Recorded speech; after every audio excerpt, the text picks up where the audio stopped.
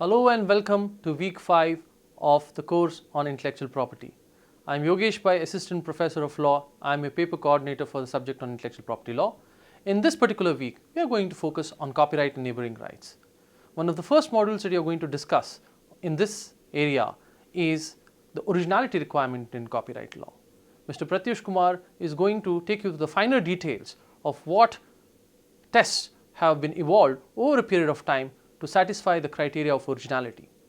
You will understand that the criteria of originality, although low, requires some amount of deeper understanding to find what kind of copyright material can be said to be original, because only original copyright material would be subject to infringement. In this week, you will also study various kinds of subject matter exclusions in copyright protection.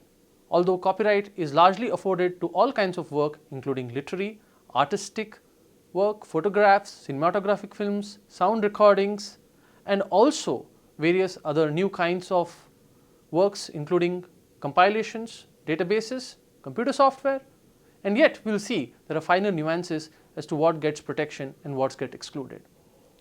In this week, we are also going to study the deeper dimensions of copyright law with reference to how a system of neighboring rights has been created. Mr. Anand Padmanabhan is going to take you through broadcasters' rights, performers' rights, and various other associated rights in the area of copyright law. And these are important because these are rights created based on existing works. But because of the new methods of exploitation, there is a kind of notional creativity attributed to it, and that's why it comes within the domain of copyright protection.